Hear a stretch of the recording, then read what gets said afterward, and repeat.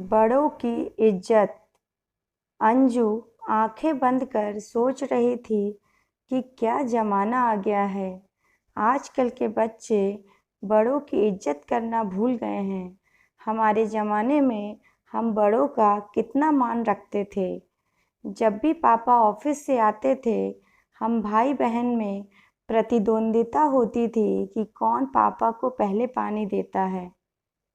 घर में नियम सा था कि कोई भी व्यक्ति जो बाहर से आता है, उसको पानी पूछना अनिवार्य था, चाहे कोई रिश्तेदार हो, सब्जी वाला हो, चंदा लेने वाला ही क्यों ना हो। अंजू बहुत दुखी थी। हुआ यूं था कि अंजू थकी हारी ऑफिस से लौटी। कितने देर से बेल बजा रही थी, पर दरवाज़ा नहीं खुल रहा था। 5 मिनट बाद अंजू का बेटा शुभ पैर पटकते हुए आया और दरवाज़ा खोला। शुभ अपनी माँ को यूं घूर कर देख रहा था जैसे उन्होंने कोई गलती कर दी है। कुर्सी पर बैठते हुए अंजू बोली, एक गिलास पानी ला दो शुभ। शुभ गुस्से में पलटकर बोला, मैं आपका कोई नौकर नहीं हूँ। दरवाज़ा खोलने के कारण वैसे भी मुझे अपना काम बीच में छोड़ना पड़ा। मैं और समय बर्बाद नहीं कर सकता। यह बोलते हुए उसका 15 साल का बेटा अपने कमरे में चला गया। अंजू के मन में आया कि एक थप्पड़ कस के जड़ दे, मगर घर आते ही कोई बवाल वह नहीं चाहती थी। बहुत थकी हुई थी, इसलिए बिना कुछ बोले थोड़ी देर वहीं हॉल में सोफे पर ही लेट गई। थोड़ी देर बाद गहरी सांस लेते हुए सोची, चलो पानी मैं खुद ही पी लेती हूँ और पापा जी को भी चाय बनाकर दे देती हूँ। पहले पानी पिया, फिर चाय चढ़ाकर फ्रेश होने चली गई। फिर चाय बिस्किट लेकर पापा जी के कमरे में पहुंची। ससुर जी उसे देखकर बोले, बेटा, लक्ष्मी 15 दिन के लिए गांव गई है किसी काम से। तुम अकेले क्या क्या करोगी? कोई मदद चाहिए तो बताना। पापा जी थोड़ा ऊंचा सुनते थे, इसलिए बेल बजने की आवाज़ नहीं सुन पाए थे। अंजू ने कहा, ठीक है, पहले चाय पी लीजिए। आपने दवाइयाँ समय पर ले ली थी? हाँ बेटा, तुम चिंता मत करो। लक्ष्मी के छुट्टी पर जाने से अंजू महसूस कर रही थी कि घर के छोटे मोटे काम भी कोई नहीं कर रहा। घर तभी घर होता है जब परिवार के सदस्यों में प्रेम समर्पण की भावना हो, एक दूसरे की परवाह, केयर और चिंता हो। जहाँ मैं तुम्हारा नौकर नौकरानी वाली बात हो, वहाँ कैसे हो सकता है। दूसरे दिन जल्दी उठकर घर के सारे काम कर दिए। नाश्ता और दवाई ससुर जी को दे दी। अंजू के पति राघव एक हफ्ते के लिए शहर से बाहर ऑफिशियल टूर पर गए थे।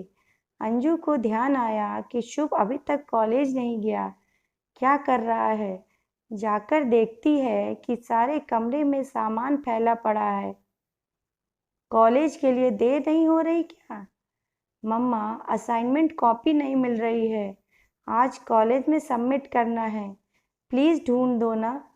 अंजू ने बोला, देखो, मैं तुम्हारी नौकरानी नहीं।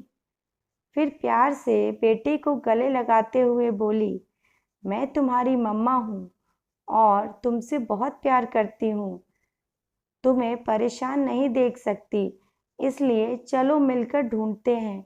कमरे में ही होगा, जरूर मिल जाएगा। थोड़ी देर में ही असाइनमेंट कॉपी हाथ में थी। अंजू ने फिर शुभ को टिफिन पैक करके दिया। वह काफ़ी लज्जित महसूस कर रहा था। फिर अंजू ऑफिस और शुभ कॉलेज चले गए। अंजू काम में बिजी थी। करीब 4 बजे अंजू ने फ़ोन देखा तो देखती है कि शुभ के 10 मिस कॉल पड़े थे। क्या हो सकता है? घबराकर फ़ोन किया तो शुभ ने बोला, मम्मा, दादू के पेट में तेज़ दर्द हो रहा है, जल्दी घर आ जाइए। अच्छा बेटा, मैं आती हूँ। तुम तब तक गर्म पानी की सिकाई करो। बॉस को सूचित कर अंजू फौरन घर पहुंच गई। पापा जी को तुरंत अस्पताल लेकर गई। शुभ को घर पर ही रहने दिया। उनका पूरा दिन अस्पताल में बीता। ना जाने कितने टेस्ट करवाए और पापा जी को एडमिट भी कर लिया। किसी एक को हॉस्पिटल में रुकने की इजाज़त थी, इसलिए अंजू ने रात में वहीं रुकने का मन बनाया। शाम के 7 बज रहे थे। शुभ अंजू के पास आकर बोला, मम्मा, मैं यहाँ आज रुकूंगा। लेकिन अंजू ने कहा, नहीं, तुम घर पे रुकोगे। मैंने तुम्हारी मौसी को कॉल कर दिया है, वह आती होगी, इसलिए तू घर चला जा। शुभ घर जाता है और फिर एक बैग के साथ वापस आता है और बोलता है, मम्मा, आप यहाँ रुकेंगी तो खाना पीना और कपड़ों की आपको ज़रूरत होगी, वही लेकर आया हूँ। और हाँ, आपके लिए रोटी सब्जी और दादू के लिए खिचड़ी लाया हूँ। अंजू ने आश्चर्य से पूछा, तुमने खाना कैसे बना लिया? तुम्हें किसने सिखाया?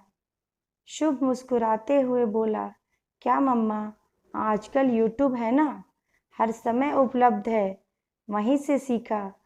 अंजू की आंखों में खुशी के आंसू थे। हंसते हुए अंजू धीरे से बोली, पर तुम तो मेरे नौकर नहीं हो।